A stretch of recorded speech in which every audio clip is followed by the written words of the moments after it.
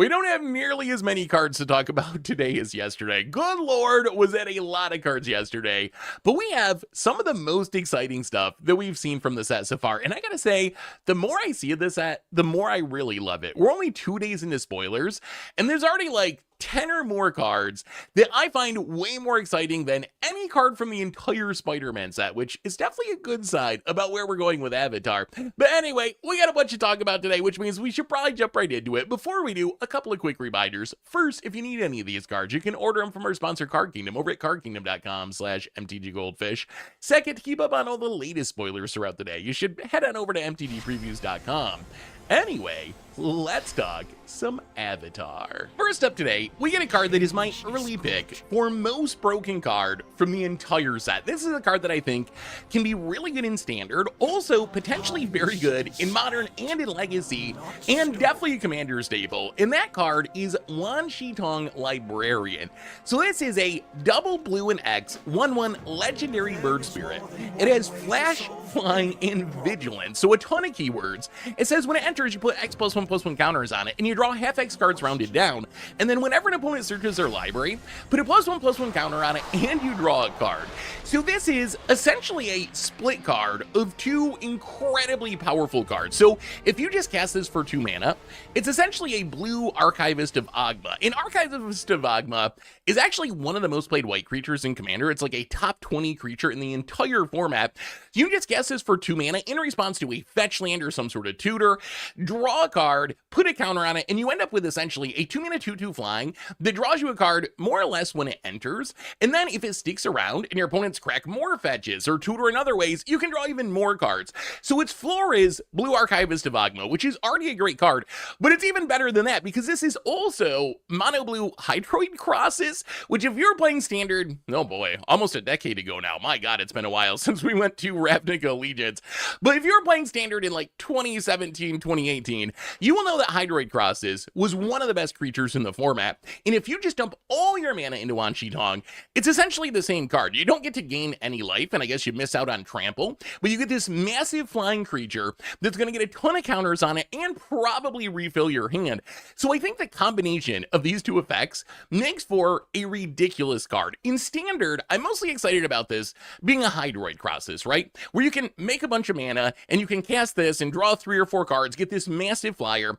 In Standard, I don't think you're going to get that much value out of the when your opponent searches their library clause. I guess in theory, there's like Bright Glass Gear Hulk, there's some green ram spells, some decks have Fabled Passage. So maybe like in very niche situations and matchups, maybe you get like 1 card out of the opponent searching their library thing. But I don't think that really matters. I guess if you want to go super deep, you can play with Demo Field and force your opponent to search their library as a way to trigger Wan Shi Tong.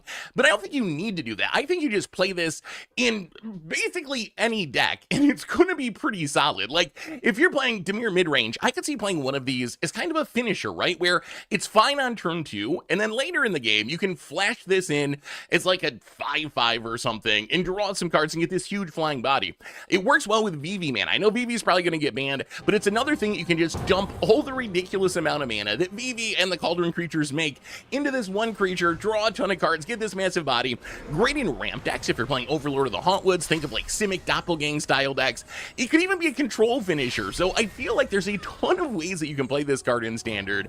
We'll have to wait and see. Maybe Hydroid Crosses is not that good in 2025, but I have to think that this card, especially having Flash, which makes it so ridiculous, in a control deck you just leave up all your mana. If you need to counter something or kill something, you can. If you don't, then you just cast it on your opponent's end step with all your mana, refill your hand, and get this huge flyer. The card seems absolutely nuts to me, so I think it's a great Standard card. Once you get back into older formats, the paradigm kind of changes. In Standard, I'm interested in dumping a ton of mana into this. In Modern and in Legacy, I think this card is best as a 2-drop, really. I think you just play this with Flash for 2 mana in response to your opponent cracking a fetch land, and the end result is essentially a 2 mana 2/2 flying vigilance. The ETB draws you a card, and then you get the upside of it sticking and potentially drawing more cards when your opponent cracks more fetches. So that by itself seems really good. And then you also get the flexible upside where if you're playing Modern, you're not often going to be casting this for 6, 7, 8 mana. But there are going to be situations where the game goes long, you draw this off the top, and you're just like, all right, I got nothing better to do. I dump all my mana into it, which is so much better than Archivist of Ogma. The problem with Archivist is it's great if you have it on turn 2, but if you draw it off the top in the late game, it's kind of like, it's just a 2/2. Maybe I get to cycle it if I get the timing right. But this is great on turn 2, and then also one of your best top decks on turn 10, because you can just put all your mana into it and refill your hand. So I think that makes this card crazy. It also is a blue card, so it pitches to Force of Will, it pitches to Force of Negation, it pitches to Subtlety, which might not seem like a huge deal, but when you're playing a format like Modern or Legacy, just upping your blue card count for your forces is actually very relevant in those formats. And then if you want to go super deep, you can try to like use Ghost Quarter to make your opponent either lose a land, either get a strip mine, or they have to search their library to get a basic land. Maybe add an Ice-Till Explorer, so you can be playing this from your graveyard, you're doing it multiple times each turn, and then you're just drawing a ton of cards. You're able to make this huge Washing Tongue, and attack your opponent's mana base. So I feel like that could be another strategy. There's so much potential for this card. If you want to go super deep, it works really well with Scheming Symmetry. Scheming Symmetry makes both players, well, 2 target players, search their library for a card, put it on top of their library, and then you also have to shuffle before you put the card on top. So with Washing Tongue, what you can do is cast a Scheming Symmetry. That's going to cause your opponent to search their library. You're also going to get to suit your library, but then Washing Tongue will trigger, and you'll draw that card right away, where your opponent won't get to draw that card until their next turn. And that's the biggest issue with Scheming Symmetry, is your opponent gets the card first. You cast it at sorcery speed. Unless you have a way to draw that card, your opponent untaps, gets whatever they tutored for, probably uses it to win the game or pull super far ahead. But if you have Washing Tongue, it doesn't actually matter, because you get to get the card right away. So you essentially end up with like a 1 mana demonic tutor, but your opponent also will get to tutor a card that they use the next turn. In Commander, I think this card is just legitimately great. Like, Archivist of Ogma is one of the best white creatures in Commander, most played white creatures in Commander. And Hydroid Crosses, maybe not a staple, but the flexibility of this, being an Archivist on turn 2 that is also a Crosses on turn 10, is just so impressive.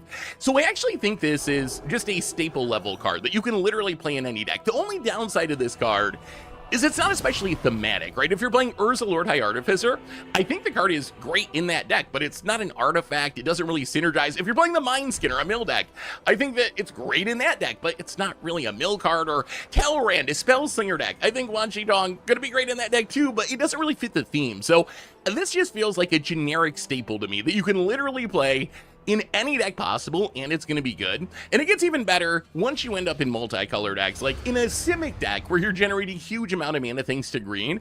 Then this card becomes even more impressive, because the Hydroid Crosses mode is much more realistic, that you can cast this with flashes like, I don't know, a 10/10 and draw 5 cards, and they go on to win the game the next turn. So Washing Tongue, I think this card is just absolutely insane. Like, this is, I think, the broken card from the set. I think this is the legacy card from the set. I think this is one of the best standard cards from the set. The card is absolutely wild. I think it's going to be good in multiple formats. Maybe I'm too hyped for this card, but to me this reads just like an insane piece of power creep card that is good basically everywhere. But let me know what you think about it in the comments. Maybe I'm too hyped for it, but my god, does this card seem crazy to me. We also got my favorite lesson of all time, Secrets of Bloodbending. So this is 4 blue mana for a lesson. It's a sorcery. It says, as an additional cost to cast this spell, you can waterbend 10. So pay 10 mana, but you can also tap creatures into artifacts to pay for that mana. It says you control target opponent during their next combat phase. If this spell's additional cost was paid, you control that player during their next turn instead, and then you exile Secrets of Bloodbending, so you can't loop it from the graveyard or whatever. So Secrets of Bloodbending, the best comparison I could find to the 4 mana mode isn't really a good one, but like Illusionist Gambit maybe. Essentially, it's 4 mana, you choose opponent that you're playing against, presumably in Commander, and you get to choose who they attack the next turn. So it works like a fog, because you're definitely not going to choose to attack yourself, unless for some reason that's beneficial, but it's even better than that, because you get to choose who they attack. So if you're the archenemy and everyone wants to be attacking you, maybe you can like use someone else's creatures to kill one of your opponents before they get a chance to come at you with all their aggression. So I think the 4 mana mode it's fine. It's awkward that it's sorcery speed, right? Like, you have to cast it during your turn, so you have to think ahead, like, what is Tomer gonna do in 2 turns? Whose turn is it best for me to gain control of their combat phase?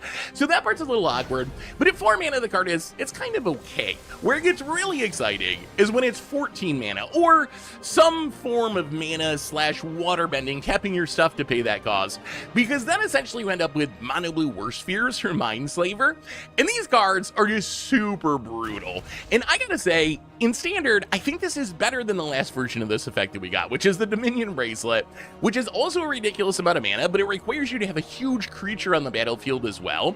So I feel like Secret of Bloodbending is going to be easier than the Dominion Bracelet if your goal is to control your opponent's turn.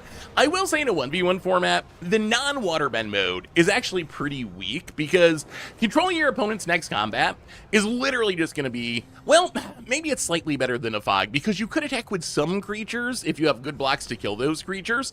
So it's kind of like a super Fog, a Fog that might also be a removal spell in some situations, but you're not going to get as much value out of the controlling the combat step in a 1v1 format, but that mode gets very strong in a 4-player format. So I think that this card, as far as Standard is concerned, one of the things I'm excited about is, unlike the Dominion Bracelet, you can just ramp into this, right? You don't need to have a big creature on the battlefield. So it seems possible to me in Standard that with stuff like Overlord of the Hauntwoods and Doppelgang, we can actually just hard ramp up to 14 and start casting this. Obviously going to be more of like, you know, an against the odds type thing than a top tier thing in Standard, I assume.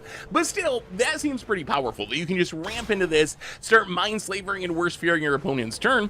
You can also try to do this with the Waterbend mode. You can use Collector's Vault to make a bunch of treasures, or Avatar Kurik to make a bunch of spirits, and use those to help pay for the cost. So that's a nice upside as well. Sadly, the card is not as good as Iroh Grandload is, as I was hoping. Yesterday we talked about how Iroh, and its ability to flashback lessons for a single mana during your turn, could be really powerful if we got some really big expensive lessons. But the way this card is worded with the extra waterbending cost, you can cast this from your graveyard with Iroh for 1 mana, but you're not going to get to control your opponent's entire turn. You're just going to control their combat phase.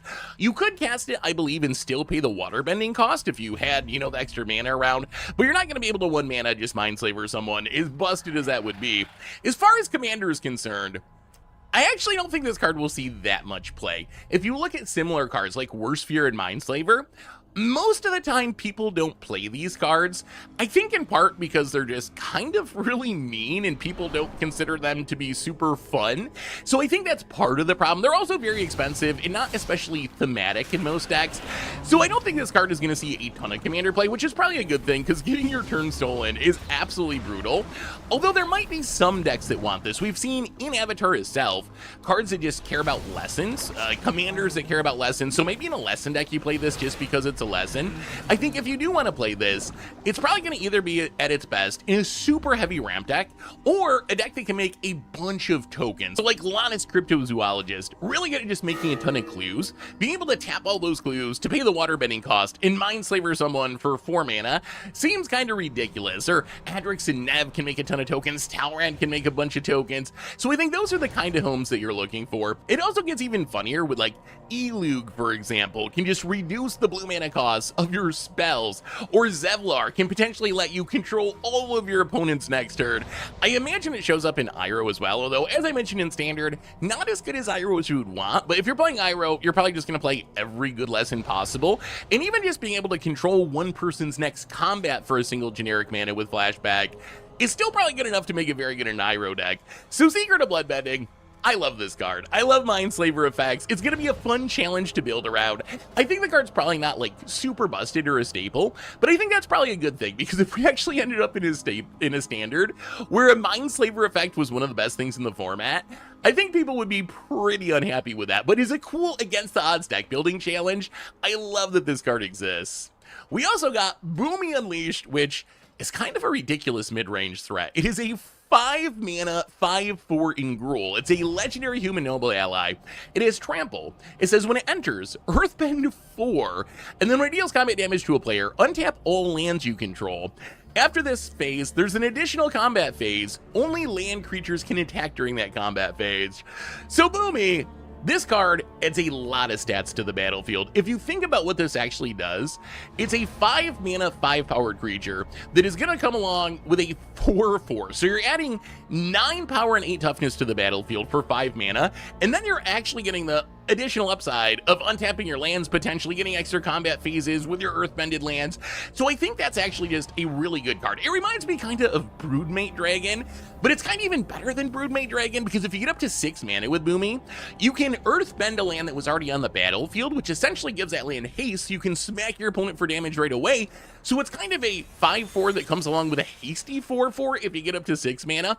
And we've seen other 5-drops that make a token be way less powerful than this, like Bear's Companion, a 5-drop 2/2 that makes a 4/4, Dragon Trainer, a 5-drop 1/1 that makes a flying 4/4. So just the raw amount of stats that Boomy adds to the battlefield is very above the curve. And I think that's enough to potentially make this into a good card. And that doesn't even consider that you get this weird Sword of Feast and Famine, untap all your lands mode, which is very powerful if you can actually pull it off, because you essentially double your mana for the turn. You can play a bunch of stuff pre-combat, get in with a land, untap all your lands, play a bunch of stuff post-combat, and then you even get this like mini Port Razor effect where you can give your lands an extra combat phase, which I don't think is like super important. Like, I don't think you have to be some full-on attack with my lands and animate my land deck to make that good. Even just getting in an extra attack with the 4/4 land that it turns into a creature is still just a lot of damage. So I actually think this card has potential to be pretty good in Standard. Also notable that the Earthbend land does get around most removal. If you shoot the Sheriff it's going to come back into play. If you Rides on it, it's going to come back into play. Its only weakness is really bounce removal, like into the Flood Maw, where you don't even lose the land forever, but you are still down a land drop because you're going to have to spend your land drop to put it back into play. But the resilience of the land is a big selling point here. So I think this card can just be a good mid-range threat. We've seen Roxanne Starfall Savant show up in a decent amount of decks in Standard, and if you're playing a rule deck, you're going to have Land of War Elves, you're going to have stuff like Summon Fenrir that can ramp up to 5, maybe as early as turn 3, and I think that Boomy, it might not be a 4 of in these decks, but it just adds so much power to the battlefield that I feel like this is a very good mid-range threat. It also gets even better if you are a dedicated Earthbend deck. So the mid-range plan, you don't really care too much about the land shenanigans, like getting an extra combat with your land. Like I said, it's nice even if you just have this single Earthbend 4/4, but it's not really a big deal. On the other hand, if you're playing a straight-up Earthbend deck, then being able to untap all your lands and get an extra combat with them can't just be game-ending, right? If you got a bunch of these Earthbend lands, from Earthbending Lesson, Earthbending Student, and Toph, then this becomes a pretty game-ending play. You can also use other cards that turn your lands into creatures. Remember, all of your lands are going to untap, all of your land creatures are going to get extra combat. So if you're playing caves, you can like Kazium Confluence to make this massive cave land. There's straight up creature lands like Restless Ridgeline and Soulstone Sanctuary. So if you got Boomy in your deck and you're building around it, all those cards go up in value as well. Once you get back to Commander, if you're building around Boomy, I think you really embrace the attacking with your land shenanigans. You got stuff like Ashaya that just turns all of your non-token creatures into lands. So suddenly, all of them are going to untap when Boomy deals combat damage. All of them are going to be able to attack during the extra combat phase. You have stuff like Nisu Shakes the World and other cards that can animate lands. Works really well with various Kamals that can easily turn your lands into creatures. So there's a lot of support for building around Boomy. I would also play it in the 99 of some other land animation decks. There's not a ton of them that are in the colors, like Abone Moldiah Ancestor, a land animation deck. Boomy's going to be perfect there. Toph, I think you would play Boomy in Toph as well. So Boomy, the card seems really good to me. Like, it just adds a ton of power to the battlefield, and then the sneaky land untapping extra combat is a nice upside as well. We also got a new sweeper that, I don't know how good it is, but I'm very glad it exists in Day of the Black Sun. So Day of the Black Sun, double black and X for a sorcery that says each creature with mana value X or less loses all abilities until end of turn, and then destroy those creatures. So Day of the Black Sun, a very interesting, I think, safety valve style Wrath. So if you're looking for comparisons, there's not really a perfect one for this card. It reminds me a little bit of Graze of Granite, Wrath of Skies, but they hit non-creature permanents as well. Stuff like Black Sun Zenith or 0 Point Ballad, these Wraths that if you want to kill everything, you gotta dump a lot of mana into them, but if you can, you actually can wrap the entire board. I think Day of the Black Sun kind of falls somewhere in this group. If you think about how it works, if you actually want to wrath the entire board and your opponent has, you know, a 4-drop, a 5-drop on the battlefield, it's going to be 6 mana, 7 mana to actually kill everything, which is a lot of mana for a Wrath. On the other hand, if you're just trying to get rid of a bunch of 2-drops or 1-drops against an aggro deck, or even like an aristocrat deck, getting up to 3 to get rid of Sephiroth, then this can be relatively efficient. And the upside of having creatures lose all abilities, the dress down mode on this card, is actually very relevant in some matchups. So I think the biggest reason I'm excited for this card is it's a nice safety valve in case some sort of aristocrats deck gets too good, some sort of Sephiroth deck, some sort of Blood Artist deck, because making all creatures lose all abilities means that you blow up the entire board and the Sephiroth's not going to trigger, the Blood Artist not going to trigger. So if that becomes a thing in Standard, it's relevant. If you got a Commander playgroup where there's a lot of aristocrats, it's relevant. It also lets you get rid of indestructible creatures. Obviously, to kill a Blightsteel Colossus, you're going to need like 14 mana, which is a ton, but it blows up indestructible creatures. It gets around stuff like Enduring Curiosity coming back into play because it's going to lose that ability. So in certain matchups, making creatures lose all abilities before blowing them up is actually very important. It is a little awkward against aristocrats that if they have a sack outlet out, they can just sack their entire board to get their death triggers before Day of the Black Sun resolves, but still it is a very good answer to those decks. So where does this card fit in Standard? Outside of hosing Sephiroth decks, which I think is its main purpose, it seems like a good sideboard card against aggro. Like, if your opponent's deck is mostly topping out at 2 mana or 3 mana, then this is going to be 4 or 5 mana to wrath the entire board, which seems fine. Plus, you can cast it for 3 mana just to get rid of all the 1-drops. This seems fine. Also very good against token decks, Cosmic Grand Zenith, Simium Lacrum Synthesizer. Against tokens, you can just pay 2 mana and blow up all the tokens because they have no mana value, so that seems very powerful as well. Once you get back to Commander, so being able to get rid of all the tokens for just 2 mana is pretty powerful as well. Once you get back to Commander, I think whether you want this card really depends on what your playgroup and your metagame looks like. So I will say, if I was just building a random black deck to take to like a Magicon to play in a random meta, I don't think I would play Day of the Black Sun most of the time, because I think there's just enough other good wraths, Toxic Deluge, Damnation, Villainous Wrath, Blasphemous Edict, that is probably not going to make the cut for me, unless I know it's actually hating on something specific. If you think about other similar wraths that cost a lot of mana to actually get rid of the entire board, like Black Sun Zenith or 0 Point Ballad, they're cards that don't really see that much play in Commander because you can just play the other options. But if you're in a playgroup where you have a Sephiroth player, or you got that one guy that always plays aristocrats, then I think this is a card that goes way up in value compared to the other wraths, and then I probably would play it in most of my decks if that was the playgroup I was playing in. There's also some other upside just in black decks that make a ton of mana. I think that's the other variable here. If you're a black ramp deck with coffers and a bunch of crypt gas and you're just trying to make a ton of mana, then I think it gets a little bit better because there is real upside here. I think the same goes for like Golgari decks where you have the green ramp. It gets much easier to cast this for 8 or 9 mana. But one of the other upsides is this is a wrath that gets around heroic interventions and Boros charms. A lot of the best protection spells that people use. Doesn't stop Teferi's Protection or Clever Concealment from phasing stuff out, but if you got the big Day of the Black Sun and your opponent has heroic intervention, it doesn't really do anything. If they cast it in response, then Day of the Black Sun is just going to make all their stuff lose indestructible anyway, and all its other abilities.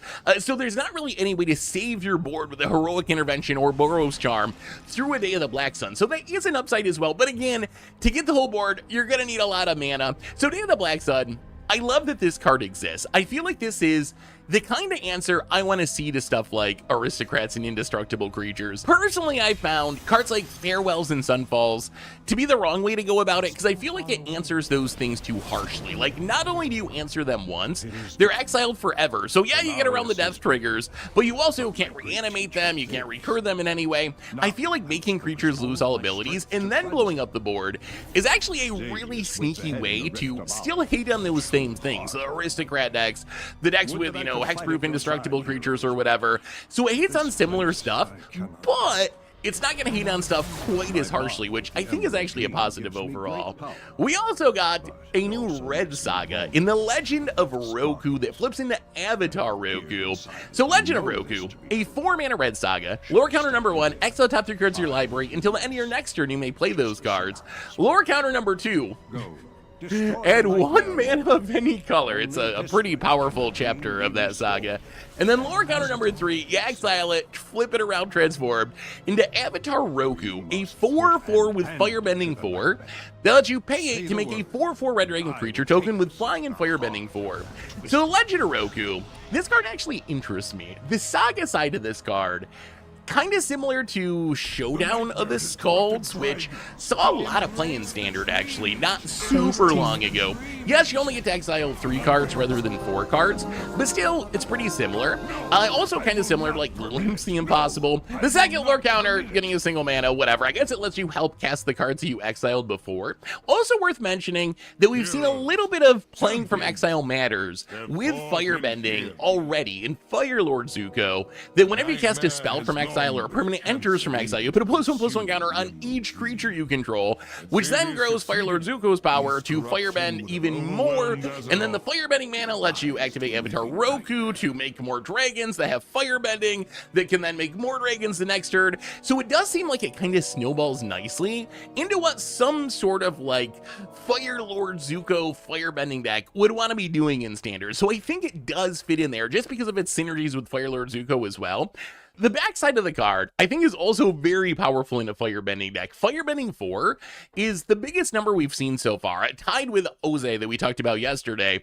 And then I know that paying 8 to make a 4/4 red dragon seems kind of bad when you can, like, exhaust a Dragnotics Engineer for just 4 mana, but you gotta remember that in the context of Firebending, this ability becomes much stronger. Like, a single attack with Avatar Roku makes 4 mana, that's already half of what you need to make a dragon. If you also have a Oze out or something, you make 8 mana, you can make a dragon just with your Firebending mana, and then it's even better than that because those dragons will also snowball. So if the game's still going the next turn, when you attack with the dragons, you're going to get 4 mana from each of those dragons that attack, which then you can use to make even more dragons, so it snowballs really hard once it gets going. So I actually think this card might be kind of good. My only catch is, it is 4 mana, it is kind of slow. When I think about Standard right now, I sometimes wonder if we're in a world where 4-drops are even playable. Like, we were talking on the podcast about if Screaming Nemesis could be too slow for Standard, which is just wild. So that's my only concern, is this is a slow card, right? It's 4 mana to cast, you gotta wait 2 more turns to actually flip into the creature side, and then the way it transforms, it exiles, so that means the turn that you flip into Avatar Roku, you can't attack with it, because it's gonna be summoning sick. So when you add all that together, it might just be too slow to actually be really good in Standard, but I think it's a very, very powerful effect. Once you start building around it, it just becomes even crazier, right? We've seen like Sozin's Comet, Firebending Student, these firebending cards that can make a huge amount of mana. In a deck that's built around it, you could be activating that pay 8 make a dragon mode multiple times in a single turn with your firebending mana, and that is a really, really powerful swing. We've also seen Showdown of the Skalds, which I mentioned before. When it was in Standard, the way it was most commonly played was as kind of a sideboard card for aggro decks to fight against control decks, where your opponent's killing all your stuff, you stick a Showdown, you draw a bunch of cards, you play them, and I think the Legend of Roku could do something similar in a mono red deck today, where this can come in out of the sideboard, it gives you some card advantage, and then eventually flips around into a pretty powerful creature that, if it sticks, can take over the game all on its own. We also have a few other cards in Standard that care about stuff being played from exile: Ghost Spider, Quintorius Con. Not sure there's enough to really make a deck around it at this point, but if there is, then Legend of Roku goes up in value even more thanks to the Impulse draw. And Commander, I mean, good and prosper, right? It's good in decks where you want to play from exile, because it's another way that you can exile cards, and the backside's pretty good. But I could also see just playing this in like a dragon deck, or definitely in a firebending deck. So I think the Legend of Ruko, actually a pretty sweet card. I think it could have a chance in Standard, although, like I said, I am a little worried that current Standard is just so incredibly fast that even though I think this card is powerful enough to be Standard playable, with so many cards in Standard and the power level so high and games ending on turn 4, can I really play a Saga on turn 4 that's going to set me up to have a really good turn 5, a really good turn 6? I hope so. I would like to say that that's what Standard is about. That's what Standard, I think, should be about. Whether it's actually about that in 2025, that's another question. So I hope that this card is good in Standard. We'll have to wait and see if it actually lines up with the meta, but worst case, it is a really fun design. We also got the Diligent Zookeeper, a 4-mana 4/4 human citizen ally. This says each non-human creature you control gets +1/+1 for each of its creature types to a maximum of 10. So I don't know if we've ever had a maximum of 10 restriction or maximum of anything restriction on a card before. I'm sure there is that I'm not thinking of, but it seems like a very rare restriction to me. And I was trying to figure out why is that necessary, because it seems like there's multiple safety valves with the non-human thing to try to make sure that it's not going to be too busted. But I don't know. We'll talk about it as we go along. So Diligent Zookeeper, obviously number one, the non-human clause means that it doesn't absolutely break changelings. If there was not the non-human clause, this would just make any changeling that you had, which is all creature types, into power and toughness equal to the number of creature types that exist in Magic, which I think someone said is like 307, maybe 308. So essentially all your changelings would get plus 300 something, plus 300 something. So that's safety valve number one. Only applying to non-human creatures means that your changelings are not super broken with this. Kind of reminiscent a little bit of Embiggen, which until end of turn gave target non-bushwag creature +1/+1 for each super type, card type, and subtype that it has. So it's kind of like a similar restriction where we saw the non-bushwag thing make this card not be super broken in like a turn 2 kill with changelings. Same kind of idea with Diligent Zookeeper. So how can you break this card? And I think the most powerful thing you can do with it, and you gotta jump through a lot of hoops, but Werewolf Pack Leader. I think Werewolf Pack Leader is the card that made Wizards put the maximum of 10 on there, and also probably just future-proofing, because who knows what they're going to print in the future. We're getting more and more creature types, we're getting more weird designs. But Werewolf Pack Leader, it's a 2-mana 3/3 that has an ability where you can pay 4 mana until end of turn. It has base power and toughness of 5/3, gains trample, and notably isn't a human, and that's the important line of text on this card. So the trick here is you could use something like Wings of Velisval or Rune Statellite that'll turn a creature into all creature types. It essentially gives the creature changeling. So if you get one of those on Werewolf Pack Leader, it'll be all creature types, but then if you activate Werewolf Pack Leader's ability, it specifically is not a human, so that will overwrite the Statellite or the Wings of Velisval until end of turn. So you end up with a Werewolf Pack Leader that is every creature type in Magic except for human. And if this scenario actually happened in a game, this would lead to, I guess, someone trying to count how many creature types exist in Magic, like pulling up Scryfall and going through the huge list of creature types to try to figure out the power and toughness. So I think just capping it at 10 just solves that situation. Like, if someone does pull off Werewolf Pack Leader, Rune Statellite combo, it's just giving your Werewolf Pack Leader +10/+10. Don't worry about it. You don't got to count all the creature types in Magic. So I think that was the other safety valve on the card. The question is this card actually good? And I think the answer is, it's fun. Like, I don't think it's probably a great standard card, but maybe we are getting more and more creature types on cards these days. Like, we just saw Leonardo from the Teenage Mutant Ninja Turtle set, which is a Mutant Ninja Turtle Samurai. So in the current era of Magic, getting 4 creature types on a creature is not out of the question. So if you can actually focus on making sure your creatures have as many creature types as possible, but are not humans, then you could build a deck where, like, this gives most of your creatures +3/+3 or +4/+4. There's not a ton of cards with 4 creature types. Most of them are these weird party cards that like get all the party creature types, like Stonework Pack Beast, Tajuru Paragod. But then we did get Leonardo that just straight up has 4 on it. So that's kind of the normal cap, I would say, is 4 creature types. And there's only like 15 creatures or something in Magic that have 4 creature types. If you think about it though, this could maybe be a standard card. My main catch is it's 4 mana. If this was like a 2-drop or a 3-drop, I'd be much more excited about it. But if you just look at like Simic in standard, you have Llanowar Elf with 2 creature types, Paw Patch Recruit 2 creature types, Sentinels of the Nameless City 3 creature types, Aboroid 2 creature types. So most of your deck is going to be getting +2/+2 or +3/+3 from this. Yes, there are a couple of non-bows. Jackal is a human, Sirach is a human, so you'd have to take those out of the deck or just accept the fact that your Diligent Zookeeper is not going to pump them. The other question would be like, is it better than just playing a Boroid? Like, if you want to pump your team with a green 4-drop, is it better to play Diligent Zookeeper, which can still just die and the buff will go away? Or is it better to play something like a Boroid, which might not buff as much the first turn that you play it, but the counters are permanent, so even if a Boroid ends up dying in the future, you're still going to have a larger team? I would imagine the answer is a Boroi, just because how ridiculously that card snowballs. So I don't know if this is actually a competitive standard card, but it does seem like a funny build around in Commander at least. The other thing I wanted to mention about this card is if you are going to play this in Commander, you really got to be sure to look up the Oracle text on cards. I think one of the easiest examples of this is Wrath the Assassin. Wrath the Assassin, if you just look at the card, it's a mercenary, right? But over the years, it has been updated multiple times to also be a zombie and also be an assassin. So even though there's only one creature type printed on the card itself, it actually has 3 non-human creature types, which means it actually should be getting +3/+3 from Zookeeper rather than +1/+1. So the card does interact a little bit awkwardly with all the creature type erratas over the years and cards just not having the right creature types printed on them, which might lead to some scryfalling, Googling, and Commander games, but something to be aware of if you do put this in your deck. Some of your creatures, especially if you're playing super old creatures, might be a little more powerful than you think they are. So Diligent Zookeeper, I think it's a funny design. I think the cap's funny. I think the pub's funny. It's got this interesting brew around where you're trying to figure out how many creature types. Is there a way I can combo with this? So I think it's an interesting card. As a 4-drop, I don't really think it's going to have an impact on Standard, but it could be fun to build around in Commander at least. I almost actually wish it was Legendary to make it more realistic to build around it in Commander, which is a funny request because normally I'm complaining about how many legends there are.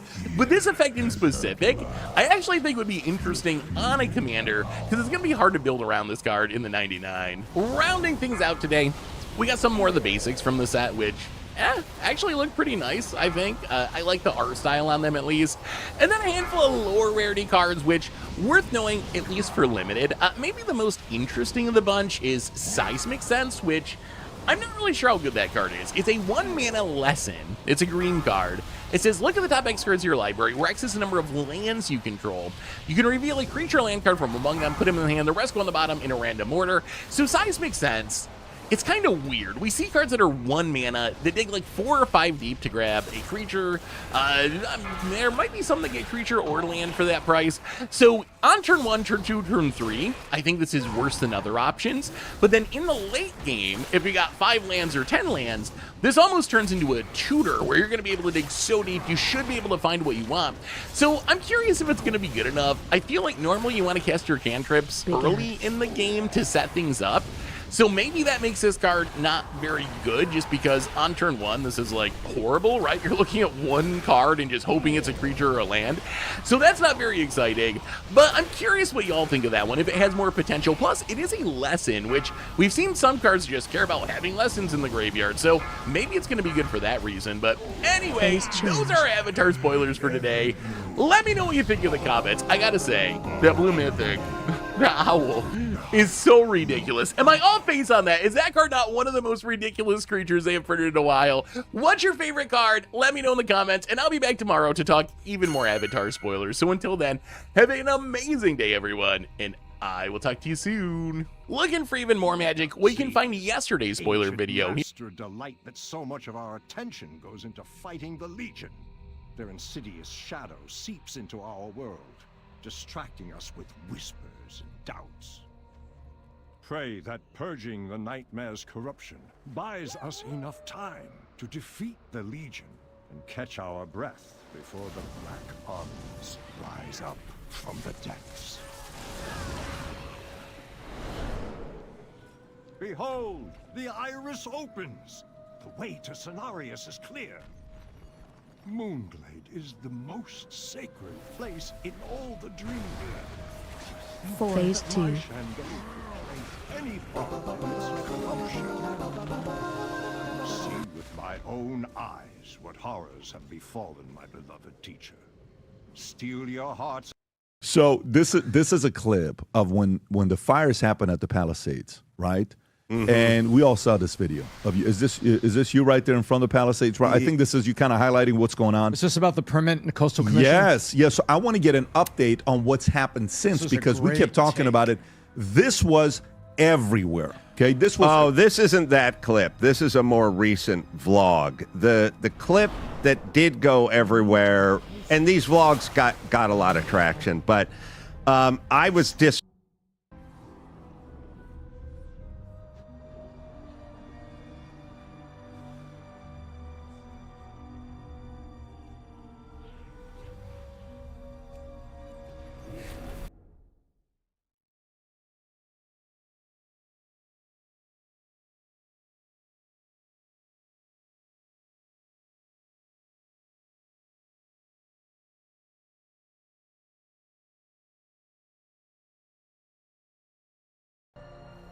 Xavius waits ahead in the Rift of Alm, the true heart of the nightmare. Would that I could fight at your side, heroes, but to this place I cannot go. My Displaced to a hotel room. I had to flee that night, the fires, because I was living in Malibu. And then I ended up in a hotel room in Burbank. And it would be the same as, like you said, look, we got a podcast to do tomorrow, but the studio all the power was out, and there was no place to do it. So I just put a microphone and a chair in the hotel room I'd rented in Burbank. And so this is the following morning. So the fires were in the evening and probably still going, and I just woke up the next morning, so about 6 hours after the fires, and I said, be prepared for what's going to happen, because I worked as a contractor in Los Angeles most of my adult life, and so I understood permitting and downtown and plan check and plan approval and engineering, and I knew what it took to build, and I knew how difficult they made it. They make it almost impossible to do anything. So I went on a little rant sort of telling everyone, don't expect permits in rebuilding. Yeah. And I remember that. And by the way, just to kind of put into context what that looked like, Rob, if you want to show this clip of what the fires were like, it looked like you're watching a movie. Mm-hmm. When you're seeing it, you're like, there's no Armageddon.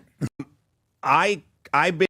So Adam, if you don't mind, maybe narrate. What are you going to talk about in this video? Because it shows actually what it looks like today. I've been doing a vlog, and I've been doing a sort of checking in 6 months, 9 months, what building's going on. As a former builder, I understand what it takes to build, and there was no building going on. There were lots for sale along PCH on the ocean side, little lots that were about 7,000 square foot. Like, that's a small lot, as you guys know, $5-6 million for an empty 7,000 for sand.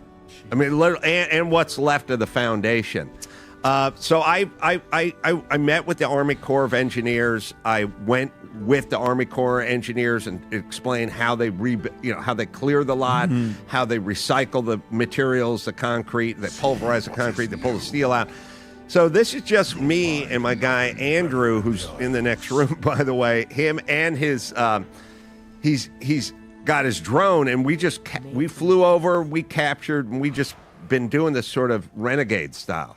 Go ahead, Rob. Let's play it. Probably out of 13 or 14 lots, 5 of them are for sale. I hear most going to Chinese folk who are buying them all up.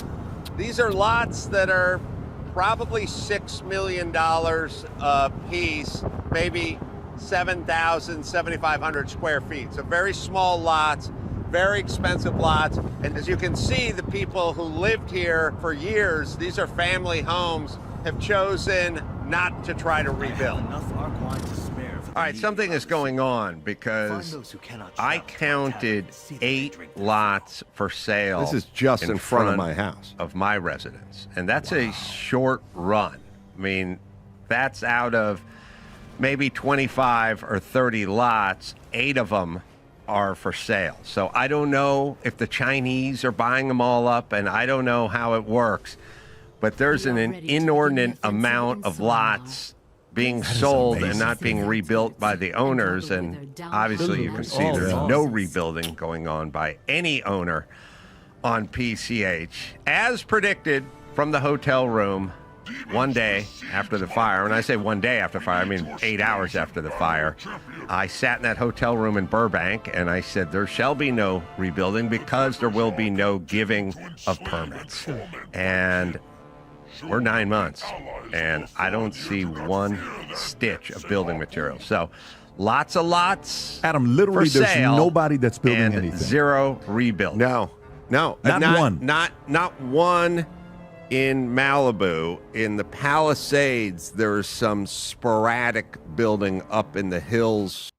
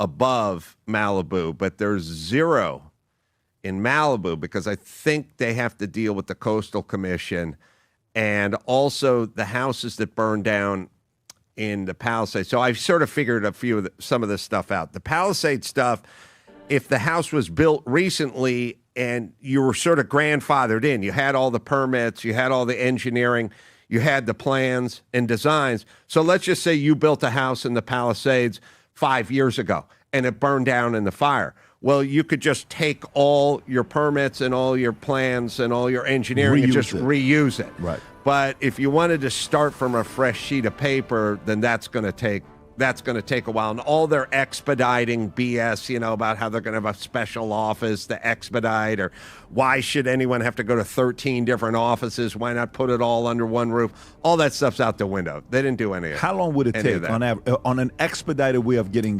permits? What's the fastest your friends, maybe people that you know in that community that have gotten permits? I don't know anyone who got permits in that community. You theoretically, it's not a long process. I mean, you draw up the plans, then you get engineering, then you take the plans to plan check, and they look at the plans, and then they stamp them, and then you have your plans to go build off of. It doesn't take that long to frame a house and to complete a house, really. It's not that long a process. It moves pretty quickly, but they haven't moved at all. And most of it is in the foundation and in the septic. All those houses are on septic, and they're all going to have to be redone. And the foundation, they're on the ocean. I mean, there is one house in all of Malibu. There's one that they started on. I went and looked at this thing. They are doing, maybe I can ask your engineer to look for this, or my guy Andrew. I sent him a picture of it. I ran it in my show, in my podcast the other day, a photograph of a caisson rig, the hole driller, the big hole driller, and the caisson cage they're going to drop in it. It was 7 stories long, meaning you got to drill down 7 stories. You got to drill down. There's a photo out there somewhere. I don't know, Adam Carolla show, caisson rebar or something. I took a picture of it. They're going to spend $3 million on the foundation because it's near the ocean. It's California. It's earthquake. It's all the stuff. The amount of it is unbelievable how much money is going into that foundation. Literally, caisson rigs, they're going to drill multiple holes 6 or 7 stories deep into the sand and then drop a rebar cage into it and then fill it, pump concrete into it. It's unbelievable. Tom, what do you know about this? What's going on right now? So I rebuilt a house off of Sepulveda at Don Pio, which is down at the bottom, right near Ventura Boulevard, and then I did a partial rebuild up in Northridge, and going through plan check was incredible. And this was 2005, and all we did was some extension of the kitchen, other things, and they forced me to rip off 2 sides of the house and put in shear walls. Yeah. Yep. All right. That's earthquake stuff. Well, by the way, this house had been through 71 earthquake and was still there. It went to 73 earthquake. I know. You know what I'm saying? It's like, wait a minute. If you're worried about earthquakes, this was built to the oldest standards imaginable, and it survived 2 of the worst we had, including the Northridge earthquake. Shear wall is where you strip all the stucco or the siding off the side of it. You take 1/2-inch plywood and you stick it on the side, and then there's a nailing schedule, and you nail the crap of it out. Well, you can't just yell shear wall out. Oh, okay, yeah. So in other words, they force you. It's a lot of work. They force you to go in and do an incredible amount of surgery. But what I've read about what's going on is that there it is. By the way, sorry. If you're going to build, the first thing that you have to fight is the Coastal Commission that is updating its requirements right now, and they really don't want the houses rebuilt. There is 60% of the votes on the Coastal Commission that actually don't want. Why don't they? They want the beauty of the coast to be restored and to remove the septic tanks and to remove all the interconnect for electricity and everything. Well, the phone poles went down. It was above ground wiring there. And they want it to be restored to boulder-like dumps, just like they did out at Point Magoo up there. You go all the way up PCA to Point Magoo. There's this one rock that's split in the middle that they drilled PCH through back in the day. And they've all these boulders and rocks are on there. It's very, very beautiful. But in this case, this is Malibu that belonged to people that had bought it fair and square. That was their property. But the Coastal Commission is dragging feet because they don't really want it done. And then second, you've got the new, see those? You have the new standard. Just like the reason I brought up my house, they said, well, if you're going to do the kitchen, then we're going to force you to do this shear wall surgery to bring your house up, Pat, to the new standard. That, what Adam with the cool cars, that 7 stories. is what they're saying is the new standard to build the seawall. You know what you have in Fort Lauderdale, where you have the 18-inch higher seawalls now? Yes. Multiply that times infinity, and that's what you got with the Coastal Commission is finally allowing. Why are they saying why?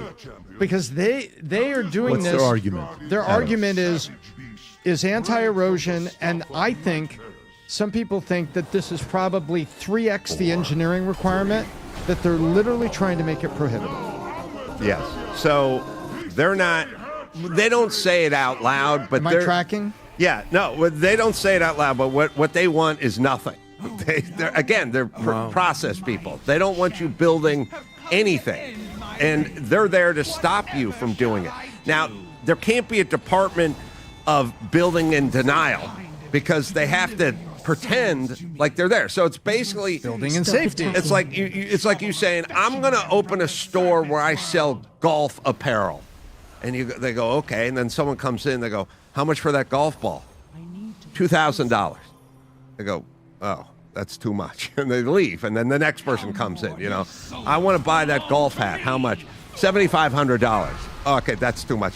So at a certain point, are you trying to sell this, or you just want to say you have a store and then you go, don't come at me, I run a golf store. You know what I mean? But it's like they act like they're there to facilitate. They're not. They're there to repel. And so it gets so expensive and so cost prohibitive and so timely. Alan Hamill and Suzanne Summers, all right? Couple very old name, Suzanne Summers. Big name, friends of mine. Their house burnt in the fire previous to this, 10 years, 15 years before that. They said it was such a process to try to rebuild their house that they picked up and they left. They went to Palm Springs. They said they loved Malibu, but it was so much grief from the Coastal Commission, they couldn't take it. And by the way, when you're 80, you don't have 7 years to get a permit. So this is California. This is how they roll. And one last thing about those caissons that you guys are going to find. It's incredible what they have to do. They're sinking those like they're building the World Trade Center, right? This is a 1,500 square foot single family home that's going to go on this thing, right?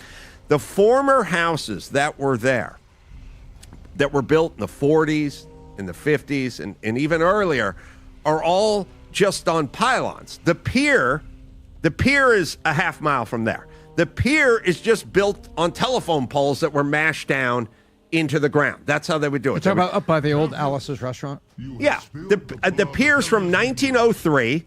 It's built on telephone poles that were smashed down into the ground by Irishmen at That's 5 exactly feet right. into the sand, and 120 years later, it's still There they go. It's still there.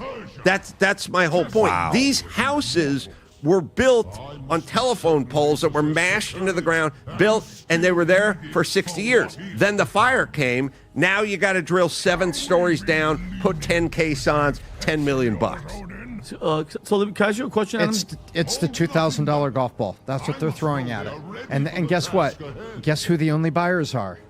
Chinese? Insanely wealthy Chinese. Right, because what I'm most You ready for some unintended consequences? You're going to talk about affordable Where are housing. people going though? So some of the folks that have the properties there, where did they go to? What did they do? the ones that didn't want to leave California went to Orange County, where it's a little bastion of sort Manhattan of Beach a little red. It's like a little.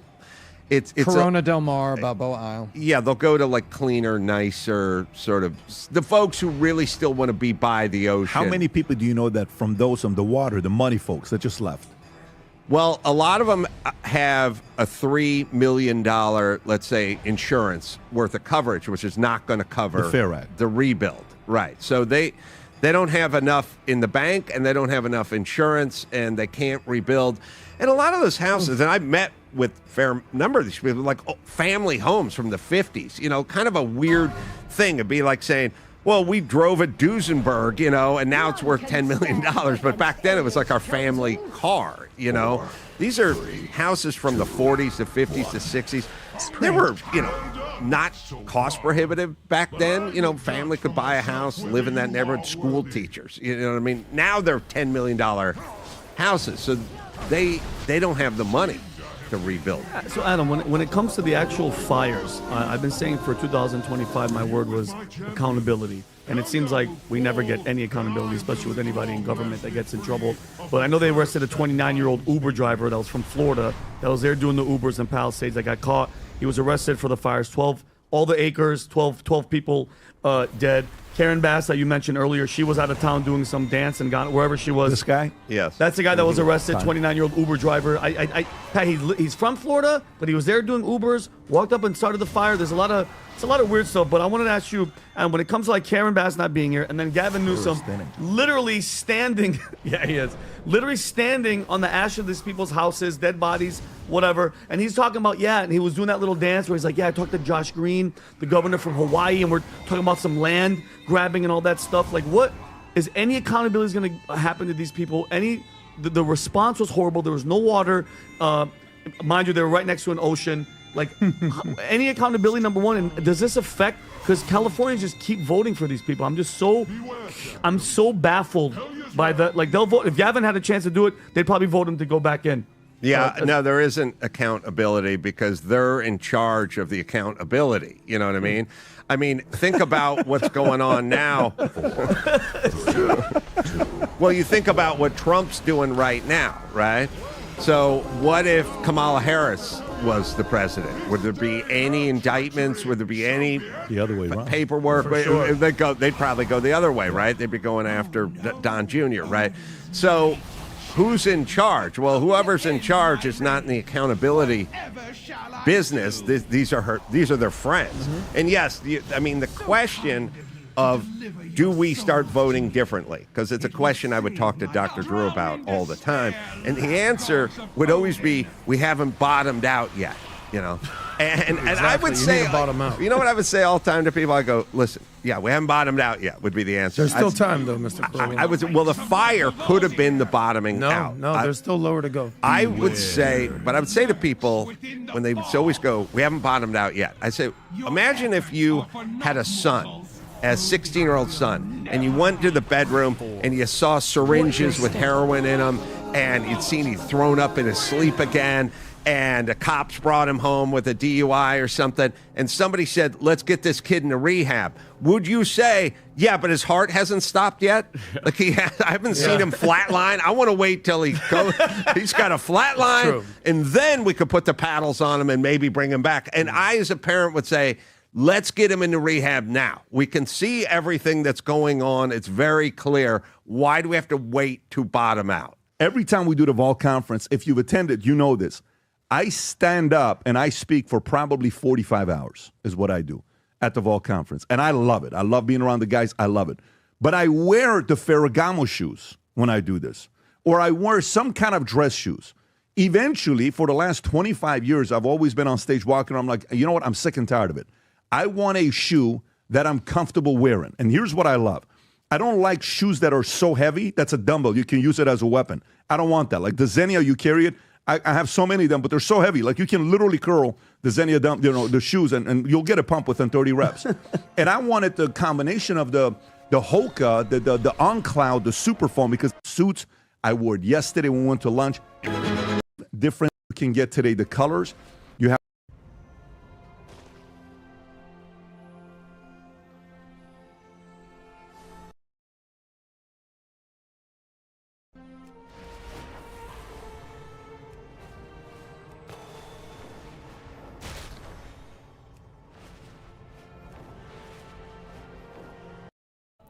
Okay. See if we get it on this character. Nope. Okay, next.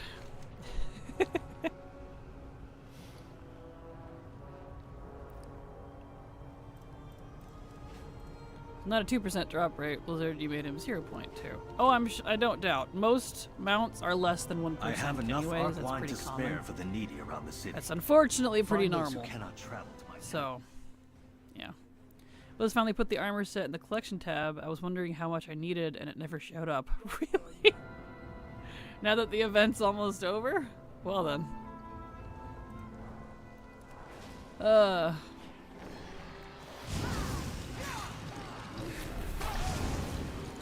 Glad I use ATT then at that case. Feel the might of the shoulder eye!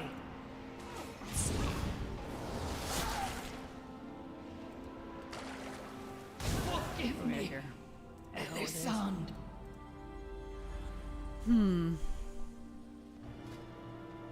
Yep, the new Headless Horseman's Charger.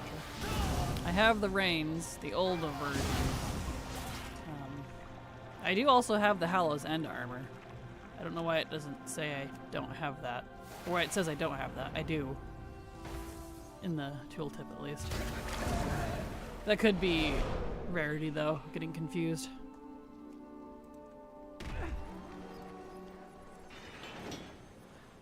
I got the old version during the 20th anniversary. Nice, congrats. The souls of my ancestors are trapped I guess the by anniversary should Nightwell's be power. soonish too, huh? We must free them from That's their November. torment. Looks like that starts this year on the 16th. Okay, so not too long after this. Still don't have Arthas with the new mount. Hallows End doesn't like me. I feel that. And you want to know the crappy thing too? I've gotten Arthas rather, like 4 times. And I already have it, and I can't give it to people. Like, I don't want it! Give me the horse! Please! Like, the fact that I can't share it either is really stupid. I'm sure I've made a lot of people sad by getting it, and I'm just like, dude, bro, please. Why? Blizzard. This is an MMO. Please act like one. I don't understand. What madmen thought to infuse I was this on vacation creature until with like the 2 Nightwell's days power? without access Have to a WoW. care. If Never this getting abomination Arthas. was Aw. created to protect Got my horse lower my first reaches year of the last year. Citadel from invaders, Trying, but give me the ghost dog. must be Right particularly through that. deadly.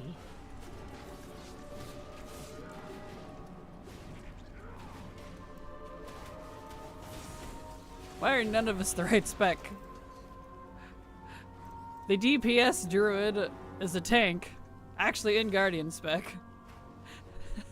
The healer was DPS and the tank was DPS.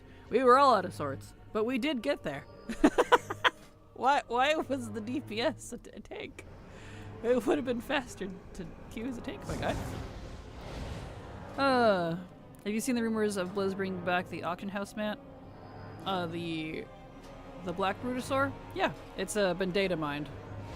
So, it'll probably come back around at some point. The horse blizzard, I want it now, right? I feel that. I got Arthas the year it came out on Halloween. I did too, but only after it was like 180 attempts or whatever it was in the first year. You know, the year where it was supposedly increased. And yet, this year I keep getting it, but not the mount. I'm like, something seems a little sus here. Blizzard. A little sus. Bah. And Karaste, thank you so much for the resub. Super appreciate your continued support because thanks to folks like you, I can keep working. So thank you so much. Appreciate you. Let's see, I think that's why I had to cut it. The YouTube chat got moved somehow. Oh, I see what it's doing. It's being weird. I can't go lower. Huh. It got moved now. That's strange. This is a momentous day, my friends. Now will you let me Until move it the down? Legion came, No outsider was permitted inside the corridors of Do the that to the Nighthold wrong for 10,000 the years. wrong Now the fate of my people Wait, this rests to in the me. hands Chat, of outsiders. not you guys. The All of you. chat module. To save us from the terrible bargain made The by chat our modules have been on queen. the fritz lately, and it's driving me nuts. Like, just do your thing, please. Just do the thing you were meant to do. Just sit there and work. I'll fix it after this run.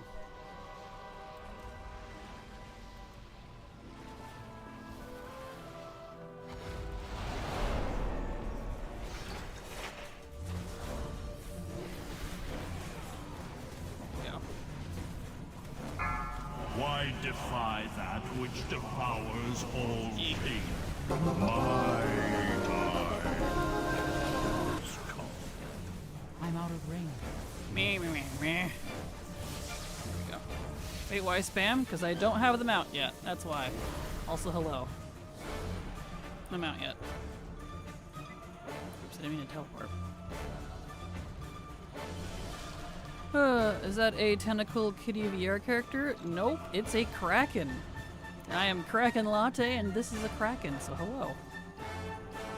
Not mean to teleport. There we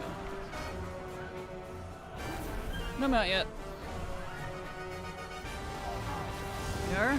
Funny his owner not wanting him has now he became a ghost. Oh, well, all I've been trying for years, either Arthas or the mount. I'm going to happen. And, hello, how you doing? The palace grounds are just ahead. You'll on this find character? them even more heavily Let me fix defended the chat, than the 'cause lower it's- levels. Being strange.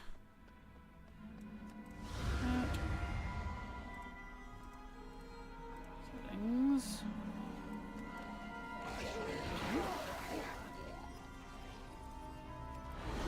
Here. There it goes. Now I can adjust it. I wonder, I had to crop the top last night. It had got strained with the bottom half. Let's log in on this one. Phase Entire change. armies have fallen by my sword. What chance could you possibly have against me? There we go. Defensive. I must come save it. Nope. 203. Almost. At long last, the battle to liberate There. Suramar is joined. No more must our I'm gonna need resistance a Kraken hide latte in for the work shadows. in a minute. I don't doubt. If only the gates I also are need a breached. latte, man. Sorry we couldn't join you sooner. Uh, A bit of a mess to clean up. my ongoing theory is Hollow and Our has so many seas are rare items like the fortifying Grimmer our or the position pets that here. just keep rolling as you Velisra, increase luck your drop item. I guidance have like has 6 been per room. invaluable I to feel our you. Isn't it champion one so chance far. per day? According to We'll Blizzard rely it upon is, your according to wisdom in people the who have battles farmed it ahead. it's not. The people of Suramar So, owe these heroes even a ATT debt says you they can get it on never additional fully characters. repay. I will think stand it's with them Blizzard's until usual the style end. of, yeah, you can only get it once a I'll day. keep an eye It's on your increased. progress. Good luck. But everyone's like, no, I got it on my 18th character. Suramar owes its beauty to my blooms. Who knows, man? I They did alone this have with all the mastered previous delicate years, too. intertwining of magic into I don't me. How know. dare you disturb my pristine gardens? I can't Phase confirm it 2. myself. I haven't gotten it yet. But it shall Phase now 3. face 3 aspects of life. The new horse? Yep, the new Headless Horseman mount. Gotta get the new one. I have the old one, but I don't have the new one yet. It's gonna farm with ults too. Only if you want to. According to Blizzard, no, you should have gotten it by now. But, you know. I don't think they understand what luck means.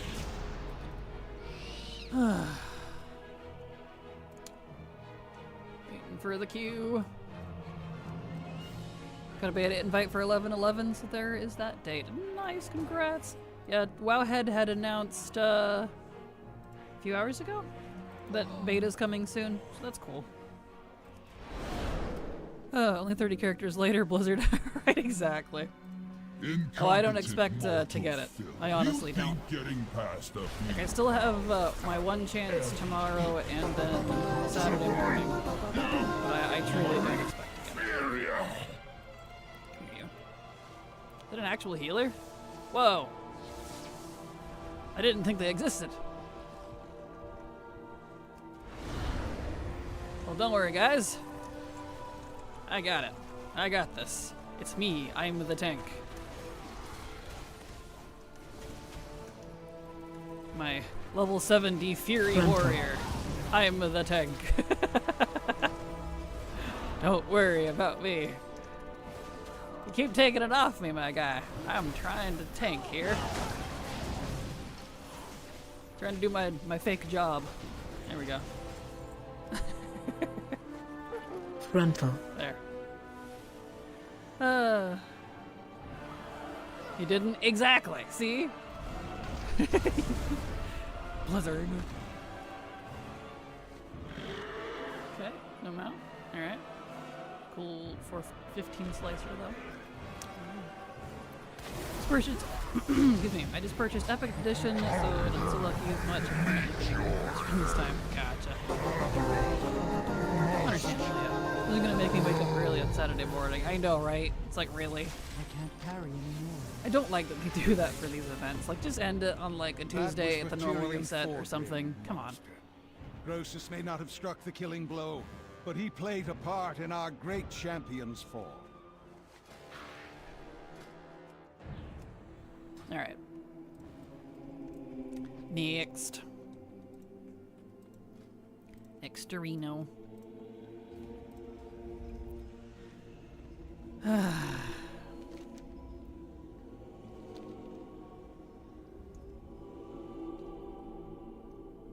So we'll see if we get it or not.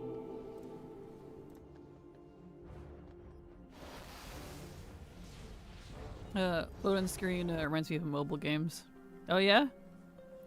The loading screen's pretty old. I don't think they've ever really updated it besides adjusting it from when it used to be like the 4x3 back in my day, and then adjusted to the new screen size, which was kind of cool.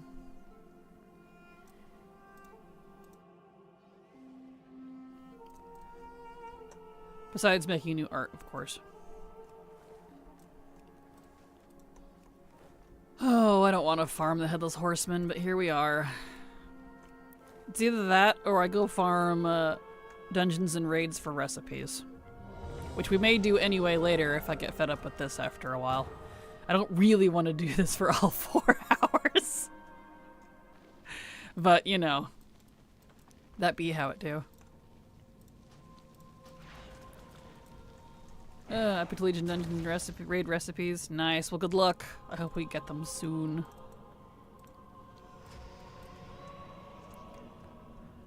Yeah. From logging into character, I mean. Ah, gotcha. Yep, that's pretty old, too. I think the first time they ever actually updated it was, like, literally, what, this expansion? The first time they did any updates to the login screen. You exist in but a single moment. Kind of impressive, honestly. Far less limited. We've had the same one since 2014. 2014? That's Watch your true. step. 20. I was trying to say 2004. Yeah, that's how that works. Taunt Boss, Phase 3. Hey, I'm out. Again, and you're Next.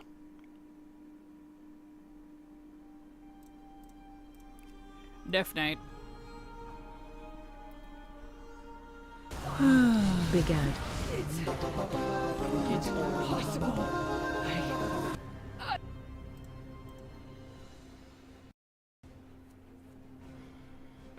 We farmed all the archaeology special finds like the vanilla ZG2 hen sword, etc. Unfortunately, no. I am like 98% done with archaeology. I have every collectible, every recipe, every achievement, except for 4 pieces of Mog. And no, the if you're asking about the troll sword, no, I don't have that one, unfortunately.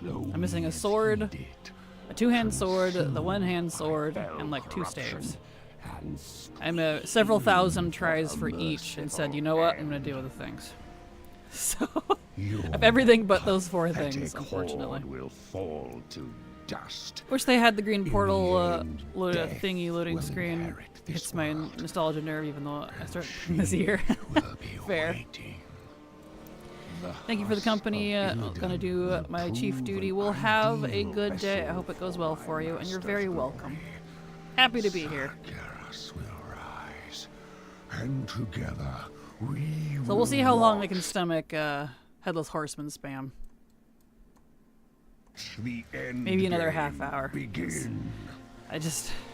Man, my tolerance for this sort of thing has gone way down as I've gotten older, man. 4, 3, 2, 1. Flame jet. Watch your step. 4, 3, 2, 1. Flame jet. 4, 3, 2, 1. Vessel must be made. I know, I wish I could say I was 100% done with archaeology. Phase 2. It's been literally over a decade-long project. The It's not one of the ritual is trials. upon Give me the us. trials. Thank you. But first, I'll indulge myself a bit and finish you. But alas, the drop rate for the weapons is disgustingly bad. Phase 3. Wish you luck on the horsey. Thank you. I'm gonna need it. I am gonna need it.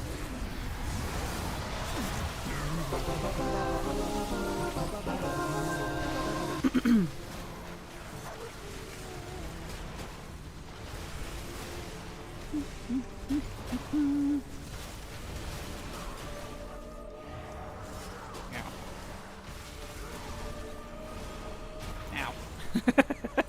Frost is so squishy, man.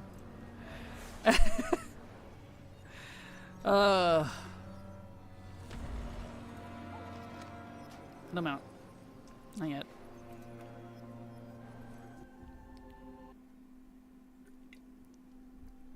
Okay, next. I'm gonna put my socks on, my feet are cold.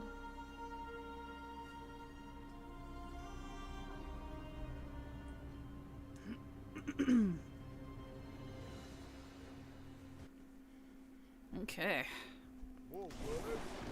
Oh.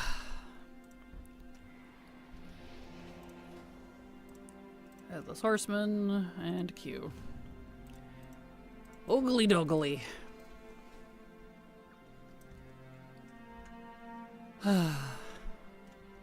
Oh, Blizzard. Why you gotta do me like that?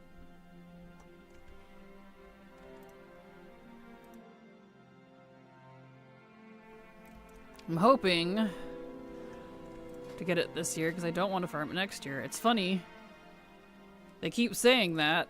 Let me fix something while I'm thinking about it. Keep saying that, but then they frickin'... Let's see, expression. Where's the screen? There it is. Record. Okay, anyway, I had to fix the positioning. Because it kept making it bigger than it was supposed to. Anyway. I keep saying I don't want to have to farm it next year, but they keep adding new things to make me farm a new thing next year. And I'm just like, alright, I'm kind of getting... I'm getting a little tired, if I'm honest. You know? A big squid. Exactly. I don't know. He's making me too big. Everything's been porky lately. Hello, Jamie. Good luck with the mount. Thank you. Appreciate you. I hope I get it. Fingers crossed.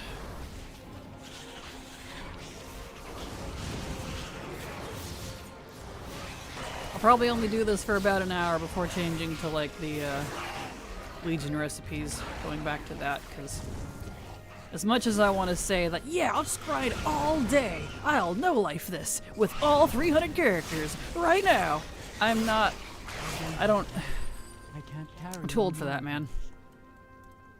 I don't have it in my soul anymore to do that, to go that hard. I just can't. So, you know, one of those things.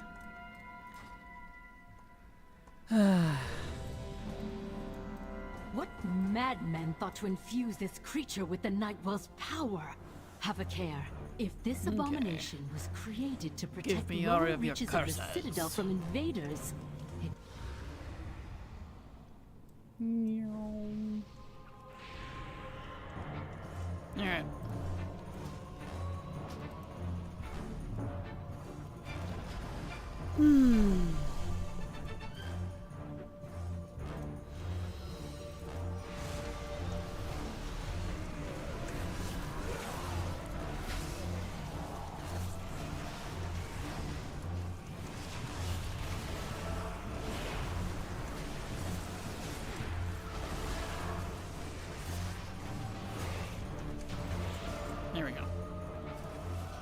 I luckily don't have to hold him too long, so I can kind of fake tank it as long as I keep it off people. Because he does hurt, but, you know. Most requests today are for Armies of Legion's Fall, which is useful in Lemix. I saw that, but that's the funny thing. You can't do Armies of Legion Fall. Because it's not available yet. Armies Legion Falls... I saw that. I thought that was kind of hilarious. The Legion Fall zone, Broken Shore, is not available until next Tuesday. Actually, is it even next? Yeah, until next reset. So it'll be gone by the time we can even do it. I was like, wow. Thanks, Blizzard. Okay, that's a tiny bit too small. Let's see. That's too big? Or is it too small? One more. That. That's the good size. Let me save it to that. Actually, I could probably move over a little too. So I'm less in the way here. I like having the VTube model, but I try to make it as like non-intrusive as possible. Cause, you know. Those things. Alright. Expecting Army of Light tomorrow. I know, right? All the things we can't do. It's like, thanks, Blizzard. Wow. The world boss also keeps going back to Azuna bosses. Buggy remix. Nah. Is it Calamir by chance? I didn't check it. That's ironically the one I keep missing. Because I keep saying Levantis, not Calamir. Calamir is also in Azuna. But that one, I've not seen it yet. Like, I must have missed it. I'm like, it's the last non-Broken Shore world boss that I need. Levantis is back for the 4th time. Gosh dang it, Levantis. I need Calamir. Get out of here. I'm missing one, but I skipped a few days. Yeah, I'm missing one as well. And I've definitely also skipped a few days for world bosses. So I probably missed Calamir. Levantis and EU. Bah. Levantis really likes popping up. They're supposed to be on a rotation. But apparently that ain't happening. To save us from the terrible bargain made by our like Blizzard.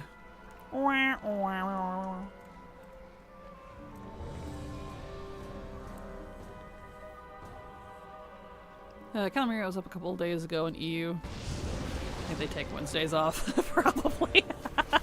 More than likely, dude.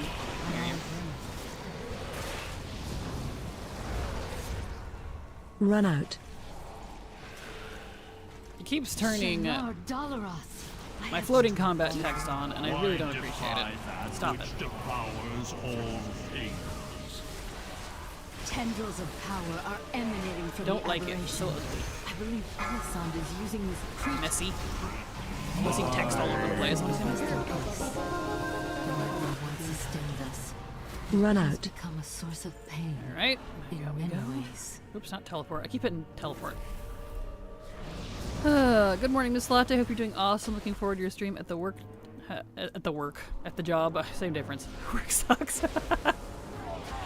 Oh, I feel that. Please drop the good stuff from Miss Latte. Thank you, Epoch. I hope so. I would like the Charger. I really like the new version. The one, the same model that you can get off the Trading Post it's like one of my new favorite mounts now, just because of the way it is. It moves nice. It's animated different. It's big, so like even my Dracthyr can ride it and not make it look tiny. 4, 3, 2. Run away. I'd love to have the spooky version too. Defensive. Might have been then, to be honest. Probably. I'm not surprised. Not surprised.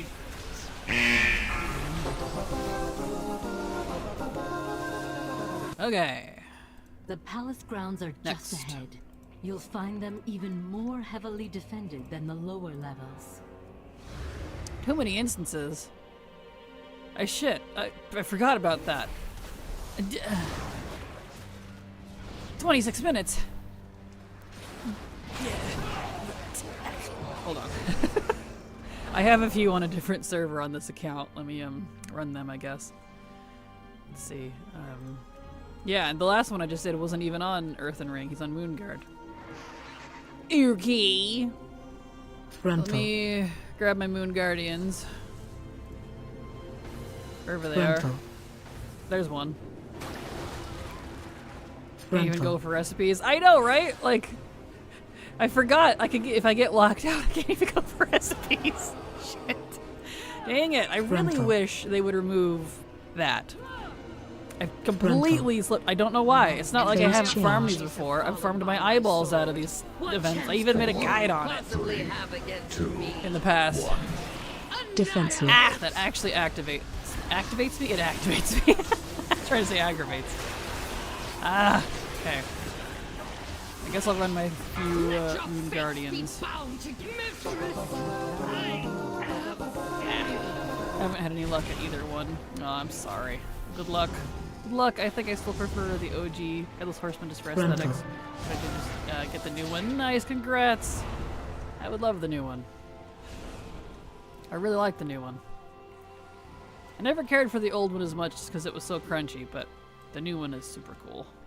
If only you knew what lay beyond. 10, Well, 9, 8. Such insolence. Very well. I shall show if, you. See for yourself the cruel frozen void that lies beyond the margin of Azeroth. The Burning Legion. Slayers of whole worlds. Could we hope to resist? Can you? Come on. My healer should be instant. At least, you know, healer quotation marks. Well, I guess we'll we'll do something. We'll run my Moon Guardians through. So I have a few on this account still, luckily. Part of the reason I haven't transferred them. And then I guess I'll figure out what to do. Suramar owes its beauty to my Probably still rulers. run for recipes. I alone We'll have just. mastered the delicate I'll not do intertwining any of more magic on into Earth nature's and Ring. grand cycle. Otherwise, I can't go try for recipes It because those seems are a bit of pruning to do. permissances that can dungeon raids. Watch your step.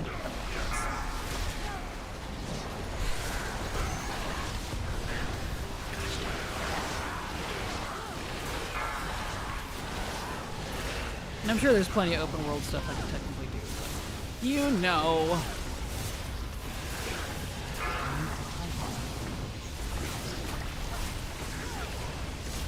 Those things.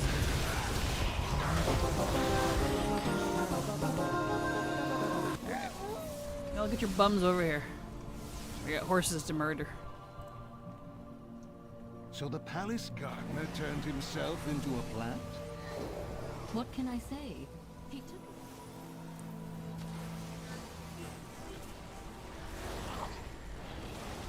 What are you doing, my guy? Maybe don't stand in that. I was even trying to heal him.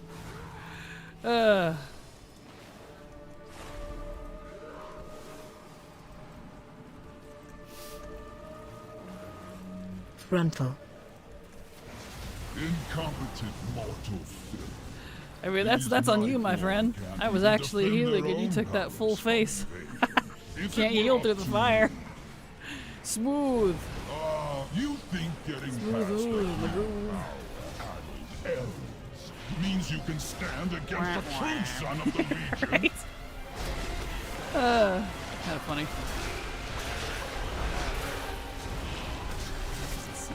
4, 3, I don't want to do rogues because that's Feed my hunger. 4, 3, 2, 1. Tanker Stay away healer, from but lines. monks can. Supposed to win. So I guess we'll be doing less runs than I thought. In the Third War, Tychundrius fell in battle against Illidan's Be storm. how it do, I suppose. I think the demon hunter's spirit is pleased that the Dreadlord has Alright. met another painful end. I have mail, apparently. I don't know why. Every time... I mean, I know why, but... Every time I do these dungeons and I open it, there's nothing in it. The Jebaited song pops in my head. Frontal. You got Jebaited. You got Jebaited. I'm like, thanks, Blizzard. That's in my head. Now I Rental. share it all with you, and now it's in your heads. Heh. Too bad. I am the one in power here! So, you know. Oh, Blizzard. I'm out of range. Man, even the tank and healer queues are taking a second. Like, I think people have given up on this. Which is unfortunate.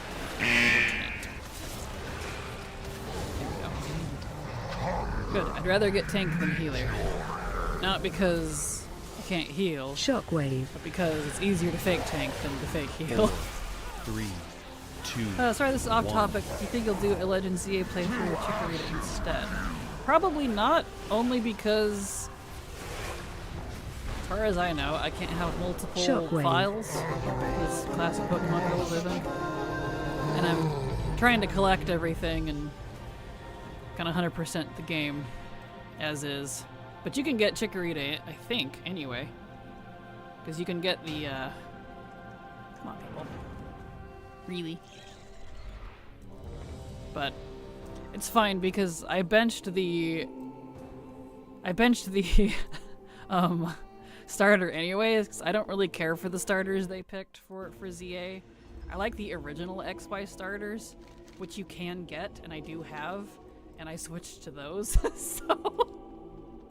So probably not. Just because it'd be kind of the same, honestly. I'd probably bench it anyway. It's there for collection purposes, unfortunately. Oh, I'm healer. Ah. I'm just gonna take me in this tank. No. It's okay, we do have an active tank.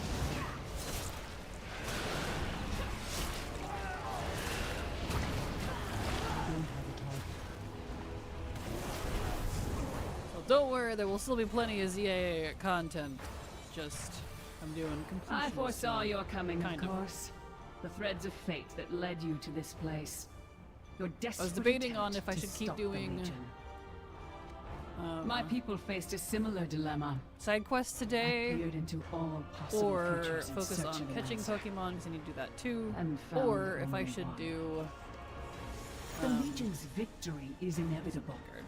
Every time stream shows it the to be so. PvP for Had we the resisted, they would have taken the Greninjite, Night Will by force that and left disappears us on the bereft 4th. of it.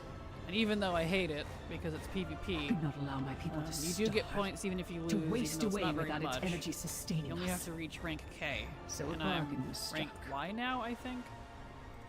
Now I see a future where the Legion is victorious and my can't attack people that endure. People claim it only This takes like is an the hour to thread do. that I'm like, must well, be if that's the preserved. case, then I'll go I at will it. do everything in my power to make it I so. can't attack that. That's weird. I can't attack that. Your I deaths can't attack ensure the that. I can't future of attack Specific that. dungeons are I empty. can't attack Come that. forward, I can't then. attack that target. Let us I speed can't you attack towards that. your I can't fate. attack that target. Well, I alright can't then. attack that. I can't attack that. Your timelines end here. Strong. Big Ad. Big Ad.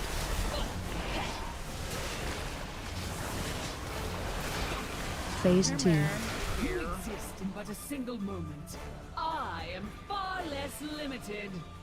We'll see. I might do the PvP part today. Watch your step. Don't like that they tied some of the Taunt Ad. boss. Mega Stones to PvP. Big Ad. I don't like how they function either. It's a free-for-all Phase style. 3. Time shifts again, Only can choose 3 and your Pokemon. doom draws near. And when one fate faints you reset, you're not out of the game. Watch your step. Wow, my throat. Apologies. It's not like a true fight. Big You Ad. just kind of ham-fist it and hope it works. I'm like, Big I- Ad. This is weird. Interrupt. Kind of a weird idea. I don't know. Time is slipping away. I heard the next season is Delphox. Will only need a S for an invite. I was Let's see, and for destined good night, you to only need to go to Y. I heard some partner yesterday, so I'll look into it more. It was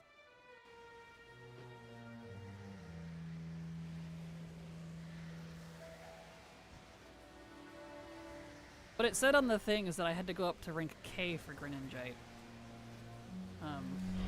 I'm definitely already Y or W. 4, 3, 2, 1. I haven't got S next season for Delphox. Target you.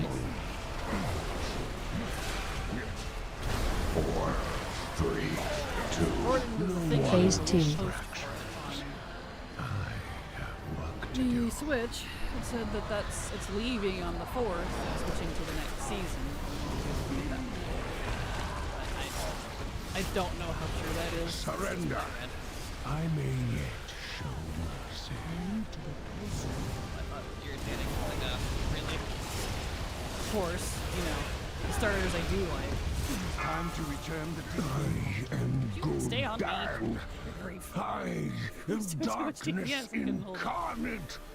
It cannot end like this. Alright. Come out. You topple a pawn and presume to challenge its master. Such arrogance! Sure. Not mage, but priest. Behold the shadow of what is to Have come. one on Moonguard. The endless darkness that shall If he is actually consume just 2. He should be at least. Knocking back. You are not prepared! Got the Scarlet Key for my loot company. The Scarlet Key is to unlock the Of the demon within! drop. Old Scarlet Monastery area. If you go use it over there, there's a little key ring on the wall of the entrance that will unlock the 4 original entrances. And you can farm Mog that you otherwise wouldn't be able to get. It's a permanent unlock for your entire account as well, so you can do that at any point. Or, if it's still sellable, you should be able to just put on the auction house if you don't care about it. So there you go. I don't remember if there's a quest involving it or not. You just have to go use it.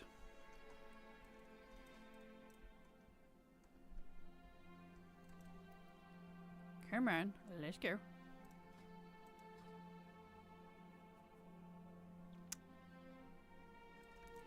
Hello. There we go.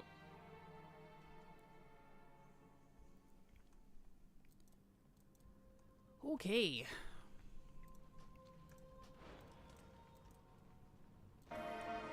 Right, bear.